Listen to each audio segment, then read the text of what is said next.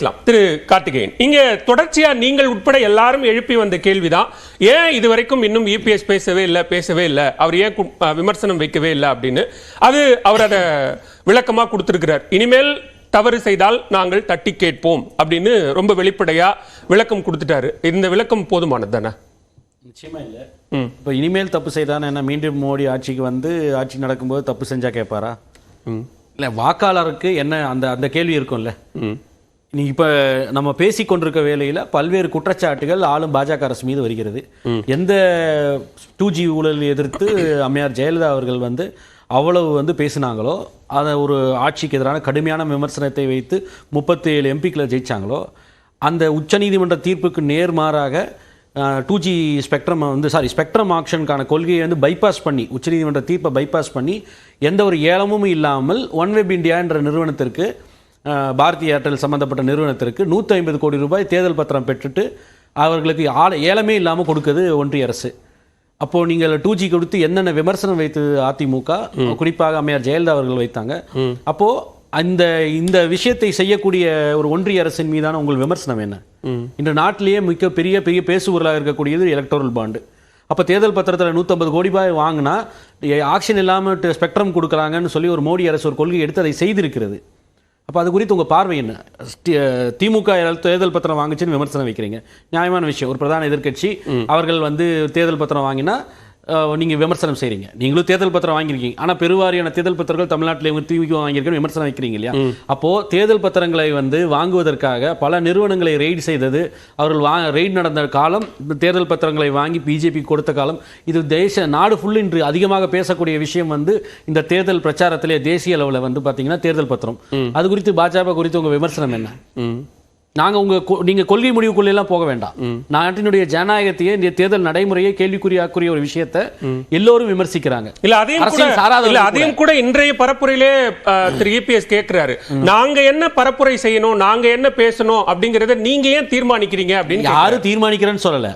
இப்போ ஒரு நாட்டிலேயே வந்து இந்த ஜனநாயகத்தை கேள்விக்குறியாக்குற விஷயத்துல நீங்க பேச மாட்டா, அது என்னோட உரிமை அப்படின்னு கேட்டா நீங்க யாரும் நிர்பந்திக்க முடியாது. திரு எடப்பாடி பழனிசாமி அவர்களை யாரும் நிர்பந்திக்க முடியாது. இது இப்படி பேசுங்கன்னு சொல்ல முடியாது, இதை பேசுங்கன்னு சொல்ல முடியாது. ஆனா இதை நான் பேசுவதை தவிர்ப்பேன், அது என் உரிமைன்னு சொன்னா அப்ப வாக்காளர்களுக்கு என்ன நம்பிக்கையை கடத்துறீங்க நீங்க?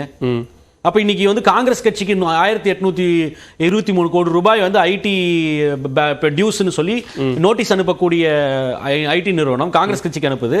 அதே ஆண்டு 14 லட்சம் ரூபாய் வந்து அன்அக்கவுண்டடா எம்பிக்கள் எம்எல்ஏக்கள் கிரெடிட் பண்ணதற்காக அவ்வளவு பெரிய அபராத தொகையை போட்டிருக்காங்க. இப்போ அதற்கு வந்து 100 லட்சம் கோடி ஏற்கனவே பிடிச்சிருக்காங்க. ஆனால் இங்கு அதே ஆண்டு 42 கோடி ரூபாய் அன்அக்கவுண்டடாக டெபாசிட் ஆன பாஜகவுக்கு எந்த ஒரு ஃபைனும் போகல, நோட்டீஸும் போகல. அப்ப இது குறித்து ஒரு ஜனநாயக ரீதியாக செயல்படக்கூடிய ஒரு கட்சி, ஒரு பிரதான எதிர்கட்சி மாநிலத்தில் நீங்க இந்த தேர்தலில் அதிமுக பாஜகவை எதிர்த்து கலங்கானது. அப்ப இந்த விஷயத்தை பாஜகவை அம்பலப்படுத்துவது இல்ல ஜனநாயக நெறிமுறைகளுக்கு எதிராக ஐடி, இடி, சிபிஐ போன்ற நிறுவனங்கள் எல்லாம் செயல்படுதுன்றத விமர்சனம் கூட செய்ய தவிர்த்தா எப்படி? சில நாட்களுக்கு முன்னாடி, ஒரு வாரத்துக்கு முன்னாடி விஜயபாஸ்கர் அவர்களோட இல்லத்துல வந்து இடி ரெய்ட் நடந்துச்சா இல்லையா? அப்ப நான் கேட்பது வந்து அந்த ரெய்டு நடந்தது எப்ப நடக்கிறது அதெல்லாம் வேற விஷயம். ஒன்றிய உள்துறை அமைச்சர் அந்த வழக்கும் மாநில அரசு திமுக அரசு தொடர்ந்த வழக்கு தான். அந்த வழக்கின் அடிப்படையில் தான் இடி ரெய்டே நடக்குதுன்னு தெரிவிப்பே சொன்னாரு. அந்த வழக்கு வந்து இப்ப சிபிஐ தான் விசாரிச்சுட்டு இருக்குது. குட்கா வழக்கு. அந்த வழக்கு வந்து அதுல சம்பந்தப்பட்ட 2 முன்னாள் டிஜிபிகள் ஜார்ஜ் ராஜேந்திரனுக்கு எதிராக முகாந்திரருக்கு வந்து சாங்ஷன் கொடுத்தது ஒன்றிய உள்துறை அமைச்சகம் தானே, திரு அமித்ஷா தானே. அதற்கப்புறம் இப்போ ஆளுநர் தான் ஒப்புதல் கொடுத்திருக்காரு விசாரிக்க. அப்போ அதுல வந்து இவ்வளவு நாள் நான் கேட்பது, இவ்வளவு நாள் வராத இடி இன்று வந்து திரு விஜயபாஸ்கருக்கு எதிராக வருது அப்படின்னா அப்ப அது நிச்சயமான அரசியல் நடவடிக்கை தானே. எப்படி அரவிந்த் கெஜ்ரிவாலை வந்து 18 மாதங்கள் எஃப்ஐஆர் போட்டு எந்த ஒரு எவிடன்ஸும் இல்லாம செரும் வந்து ஸ்டேட்மெண்ட்டை வைத்து நீங்க வந்து அரெஸ்ட் பண்றீங்களோ, அதே போல வந்து அரசியல் ரீதியாக கூட்டணி இல்லை என்பதை உறுதி செய்து திரு எடப்பாடி பழனிசாமி தனியா போறேன் அப்படின்னு சொல்லி முடிவெடுத்ததுக்கு அப்புறம் உடனே இடி தேடி வந்து விஜயபாஸ்கருக்கு வீட்டுக்கு வருதுன்னா அப்ப நீங்கள் குறைந்தபட்சம் வந்து ஒரு வலுவான கண்டனத்தை, வெறும் கண்டிக்கிறேன் நீ உண்மையை வந்து நீதிமன்றத்தில் சொல்லுதோன்ற நிறுத்திப்போமா? நான் ஒரே கேள்விதான் கேட்கிறேன். அந்த அன்னைக்கு நடந்தது டிவிஎஸ்சி ரைடா இருந்திருந்தா அன்று வந்து விஜயபாஸ்கர் வீட்டில் எம்ஆர் விஜயபாஸ்கர் வீட்டில் நடந்த மாதிரி அன்னைக்கு விஜயபாஸ்கர் விஜயபாஸ்கர் அவர்கள் வீட்டில் வந்து நடந்த டிவிஎஸ்சி ரெய்டு இருந்தா இதே போல வந்து திமுக இல்ல ஸ்டாலின் என்ற வார்த்தைகளே பிரயோகிக்காம வெறுமனே கண்டிக்கிறேன் உண்மையை வந்து நீதிமன்றத்தில் நிரூபிப்பேன் மட்டும் வந்து திரு எடப்பாடி பழனிசாமி சொல்லுவாரா? நான் கேட்பது இந்த மாதிரி பேச்சுக்கள் வந்து நீங்க தொடர்ந்து ஒரு சாஃப்ட் அப்ரோச் இருக்குல்ல, மோடியை விமர்சிக்க மாட்டேன் ஆனா அதற்கு கன்வீனியன்ட்டா முன்னாடி நாங்க கூட்டணியில் இருந்தோம்னு சொல்லி தவிர்க்கும் பொழுது தேர்தல் களத்துல என்ன நம்பிக்கை வரும்ன்றத நான் கேட்கிறேன். இல்ல அதான் அவர் மறுபடியும் இன்னொரு கேள்வி கேட்கிறார். அந்த இரட்டை நிலைப்பாட்டை திமுகவும் தானே எடுக்குது. டெல்லிக்கு போனா சரணாகதி அடையறீங்க, தமிழ்நாட்டுக்கு வந்தா வீரவசனம் பேசுறீங்க அப்படின்னு சொல்றாரு. டெல்லிக்கு போய் மெமரண்டம் கொடுத்து நிதி கேட்கறாங்க. இங்க வந்தப்போ ஸ்டாலின் அவர்கள் வந்து மீனம்பாக்கத்துல கூட்டம் நடக்குது, பிரதமர் மோடியை உட்கார வச்சு தானே நிதி நீங்க ரிலீஸ் பண்ணாம இருக்கீங்க கொடுங்கன்னு கேட்டாரு. பேசினார் இல்லையா? அதே போல நீங்க பேசியிருக்கீங்களா? சரி, நீங்க அப்படியே நீங்க அரசியல் விமர்சனம், அது அவர் அரசியல் விமர்சனம் வைக்கிறார், அது மக்கள் பார்க்கட்டும். நான் கேட்பது ஆனால் வந்து கேட்கறாங்கல்ல இந்தியா, நான் திமுக மட்டும் சொல்ல, இந்தியா கூட்டணி அனைவருமே கேட்கறாங்க இல்லையா? சரி, நீங்களும் உங்களுக்கும் நீங்க பீரியட்லயும் கேட்ட நிதியை கொடுக்கல, வெள்ள நிவாரணத்திற்கு கொடுக்கலன்னு சேர்த்து தானே, அதையும் சேர்த்து தானே வந்து தங்கம் தென்னரசு சாடுறாரு ஒன்றிய பாஜக அரசு.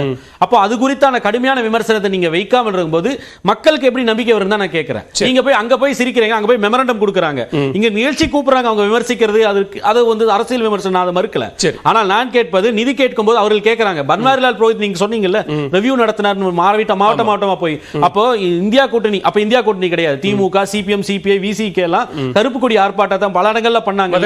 ஆனா இன்னைக்கு வந்து ஒரு ஒப்புதல் கொடுக்க மாட்டேன், பில்லுக்கு அசென்ட் கொடுக்க மாட்டேன்னு சொல்லி ஒரு ஆளுநர் இருக்கும் பொழுது அதை கண்டிச்சு நீங்க நடவடிக்கை எடுக்கணும்னு சொல்லி ஒரு ஆளுநருக்கு எதிரான ஒரு கண்டனத்தையோ இல்ல விமர்சனத்தையோ அதிமுக ஏன் பதிவிடல? மாநில சுயாட்சி பேசக்கூடிய தத்துவம் தானே திமுகவுக்கு அதிமுக அடிப்படையில். நாங்கள் கொடுத்த திமுக அரசு மீதான நாங்கள் கொடுத்த ஏராளமான புகாருக்கு ஆளுநர் நடவடிக்கை எடுக்கல. அவர் நடுநிலையோடு செயல்பட்டிருந்தா மக்களவை தேர்தலோடு சேர்ந்து சட்டமன்ற தேர்தல் நடந்திருக்கும் விமர்சனம் இல்ல. அது நான் அதான் சொல்றேன். இப்ப இதே போல வந்து ஒரு பாமக ஒரு டாசியர் கொடுத்தது, எடப்பாடி பழனிசாமி அவர்கள் வந்து முதலமைச்சரா இருக்கும்போது 100 பக்கத்துக்கு மேல கொடுத்தாங்க. இவங்களும் திமுக போய் கொடுத்தது என்ன நடவடிக்கை எடுத்தாங்க? ஒரு கவர்னரால என்ன நடவடிக்கை எடுக்க முடியும்?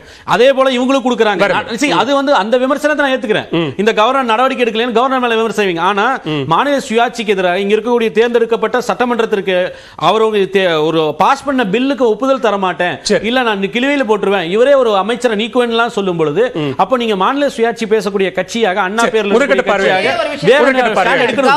கவர்னர் வேண்டான்றது உங்க நிலைப்பாடா இல்ல கவர்னர் இருக்கணும் முதலமைச்சர் ஆலோசனை படி இருக்கணும்ன்றது உங்களுடைய நிலைப்பாடா? இததான் நாங்க இரட்டைப்பால நிலைப்பாடு. திமுகவுடைய நிலைப்பாடு கவர்னர் வேண்டாங்கிறது தான்.